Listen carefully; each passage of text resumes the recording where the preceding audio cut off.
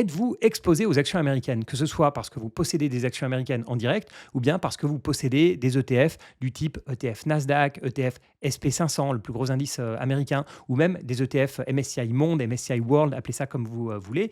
Si vous détenez ces actifs-là, vous êtes donc exposé aux valeurs américaines et peut-être que vous avez remarqué que la performance de votre portefeuille est décevante par rapport à la performance de ces indices. Parce que depuis le début de l'année, le principal indice américain, le SP500, n'a baissé que de 6%. Le MSCI Monde, lui, a baissé de seulement 2,4%. Et pire que ça, sur un an, ces deux indices ont progressé de 9%. Et pourtant, on parle de crise partout. Et pour un investisseur européen, la perte réelle sur un ETF SP500, cette fois-ci un pas l'indice, attention, un ETF SP500, c'est moins 15% en euros. Et sur un MSCI Monde, on est à moins 11% en euros.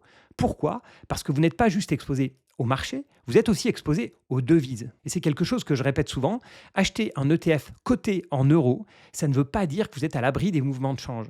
Sur l'indice américain SP500, vous êtes exposé à 100% au dollar. Même chose si vous avez un ETF Nasdaq. Et si vous avez un ETF MSCI Monde, vous êtes exposé à 71% au dollar, vous êtes exposé à 5% au yen, 4% à la livre sterling, etc.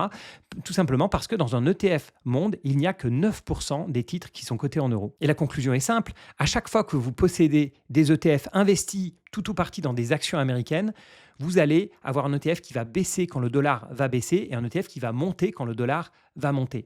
Ça, c'est souvent un problème parce qu'on possède des ETF en euros, donc on a l'impression qu'on n'a pas de problème de change. Il y a un seul cas pour lequel vous êtes couvert en change, c'est quand l'ETF indique précisément que c'est un ETF couvert en change ou bien hedgé en change, mais il y en a extrêmement peu. Si vous êtes investi au travers d'un PEA ou autre, c'est probablement pas le cas. En général, si vous ne choisissez pas spécifiquement un ETF couvert en change, vous êtes exposé au dollar. Ça, c'est quelque chose qui est très connu et pour moi, c'est une mécompréhension de beaucoup de débutants qui se limitent aux ETF. Mais ce week-end, j'ai rencontré une quinzaine d'investisseurs du club Bourse Eco à Bordeaux. On avait déjà fait un premier événement à Paris. On aura un prochain événement, je crois que c'est le 13 juin 2025, donc avec des membres du club Bourse Eco. Donc c'est super sympa, on a pas mal discuté. Et à un moment, on a commencé à parler des néo-brokers, des néo-courtiers. Et j'ai été surpris d'apprendre que chez beaucoup de ces brokers, en fait, même si vous achetez une action américaine, ou en tout cas une action qui n'est pas en euros, ils vous montrent quand même toujours un cours en euros, ils vous montrent des graphiques en euros, etc. En fait, de mon côté, j'ai toujours eu des courtiers classiques et j'étais impressionné de la simplification du passage d'ordre ou de la détention d'un portefeuille chez ce type de courtier. Et la simplification, c'est vraiment super. Mais ce qui m'a surpris, c'est que c'est simplifié à un tel niveau que, comme je vous le disais, si vous achetez une action Amazon, par exemple, elle va être tout le temps cotée en euros. On va vous montrer un cours en euros, un graphique en euros, etc. Vous n'avez pas de carnet d'ordre. Ça aussi, c'était une nouveauté pour moi. Si vous ne savez pas ce que c'était que le carnet d'ordre, vous pouvez regarder ma vidéo précédente de la semaine dernière. Donc, pas de carnet d'ordre. Vous ne savez pas quelle classe vous traitez. Si j'ai bien compris, vu que je n'ai pas de compte chez un néo-courtier, vous ne savez pas si vous traitez de quel Google, par exemple, qui a plusieurs classes, vous traitez. Vous ne savez pas sur quelle place de marché, etc. Bon, même le ticker, par exemple, sur Amazon, ce n'est pas le vrai ticker d'Amazon. Bon, j'ai été surpris par pas mal de choses. Et cette simplification, je trouve que c'est super. Pour les débutants, je trouve ça très bien d'avoir des courtiers comme ça qui simplifient énormément. Mais comme toujours, on a des limites à la simplification. C'est-à-dire que il y a des choses qui sont des faux problèmes, en fait. Par exemple, je vous parle du ticker. C'est pas très grave si le ticker n'est pas le bon, le vrai de la bourse américaine chez votre courtier. Pas savoir sur quelle place de marché on achète, c'est un petit peu plus embêtant. Pas savoir quelle classe on achète, c'est un peu embêtant aussi. Mais vraiment, ce qui m'a gêné, c'est le fait que ce soit toujours coté en euros. Alors, accessoirement, vous ne vous rendez même pas compte qu'il y a une transaction de change, donc vous ne savez même pas combien ils vous prennent sur cette transaction de change. Et à mon avis, si vous faites le calcul, ça va fortement augmenter vos frais de transaction. Mais ce que j'ai trouvé le plus dommage, c'est que ça enlève même toute notion de risque de change. Vous n'êtes même pas au courant qu'il y a un risque de change puisque vous achetez tout bêtement de l'Amazon en euros sans presque savoir. Alors je pense heureusement que la plupart des débutants, même s'ils sont débutants, savent qu'Amazon se traite sur une bourse américaine et donc en dollars, mais rien ne vous le montre quand vous êtes sur votre écran. Alors au début, c'est absolument pas gênant et même, je le disais, cette simplicité, elle permet à des débutants d'aborder la bourse sereinement. Ça, c'est le très bon côté.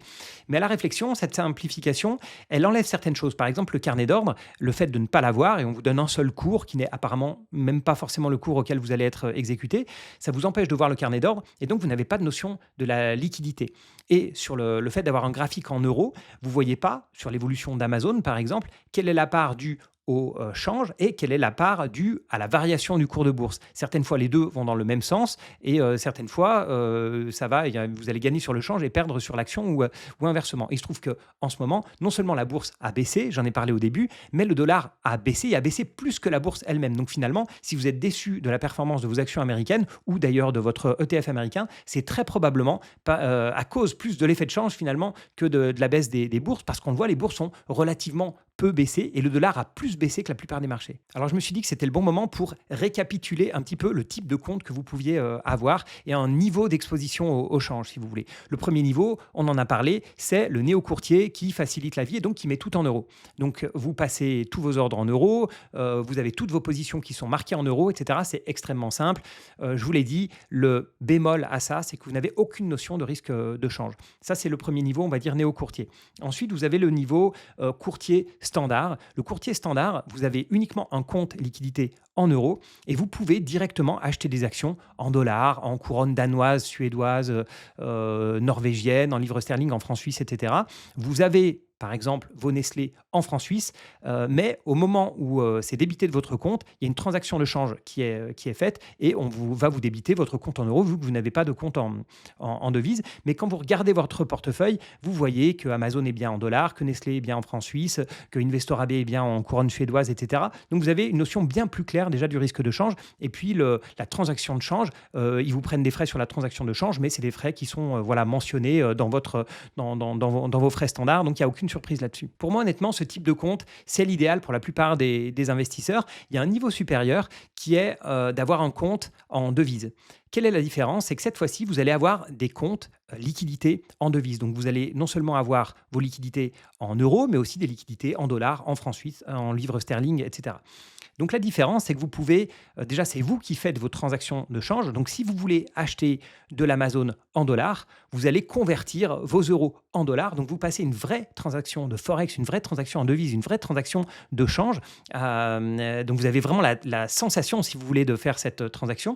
Et ensuite, une fois que vous avez passé vos euros en dollars, vous êtes évidemment exposé au cours euro-dollar et vous pouvez décider d'investir dans Amazon maintenant ou dans 2 semaines, mais en tout cas, vous êtes déjà exposé au dollar, donc vous pouvez même vous exposer sur vos liquidités, si vous voulez. Évidemment, pour les banques, enfin les courtiers plutôt, qui vont rémunérer les liquidités, vous avez des taux de rémunération différents suivant les devises, ce qui est normal, les taux ne sont pas les mêmes dans tous les pays.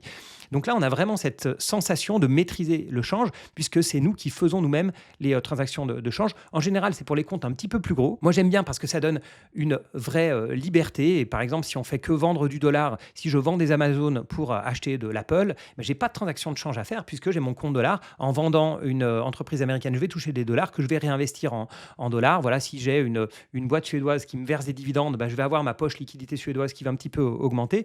Donc, ça donne beaucoup plus de marge de manœuvre, de flexibilité. On comprend exactement ce qui se passe, mais en général, c'est pour des comptes un petit peu plus gros. Donc, ce n'est pas nécessaire pour tout le monde. Mais je trouvais important que vous soyez débutant ou plutôt confirmé, d'avoir cette idée de comment on gère le change et pourquoi certaines fois on voit tout en euros, pourquoi certaines fois on a des comptes devises et puis ce côté intermédiaire que je pense la plupart d'entre vous avez, c'est-à-dire un courtier standard qui vous permet d'acheter une action américaine sur le Nasdaq avec des dollars qui vont être donc débités de votre compte euro. Alors pour tout vous dire, au départ, je comptais faire une vidéo un petit peu plus complexe. C'est pas plus complexe, mais je voulais parler de la dédollarisation du monde, pourquoi le dollar baisse, etc. Et puis avec la discussion de ce week-end avec les adhérents du Club Bourse Éco, je me suis dit, je vais peut-être faire quand même une vidéo un petit peu de préalable en fait pour expliquer pourquoi quasiment tout le monde, à moins vraiment d'être investi à 100% dans des actions européennes, pourquoi est-ce que quasiment tout le monde a un risque de change. Et d'ailleurs, l'idée, c'est pas forcément de vouloir forcément le couvrir, c'est relativement complexe, à part au travers d'ETF, de couvrir le risque de change. Donc, la plupart du temps, il faut juste l'accepter et surtout si vous êtes diversifié, normalement, la plupart des investisseurs, c'est un risque qu'ils vont accepter. Je vous ai parlé un petit peu du Club Bourse Éco. N'oubliez pas que vous avez la newsletter Bourse Éco. Si vous allez sur bourseeco.fr, vous allez pouvoir vous inscrire gratuitement pour recevoir cette newsletter de qualité.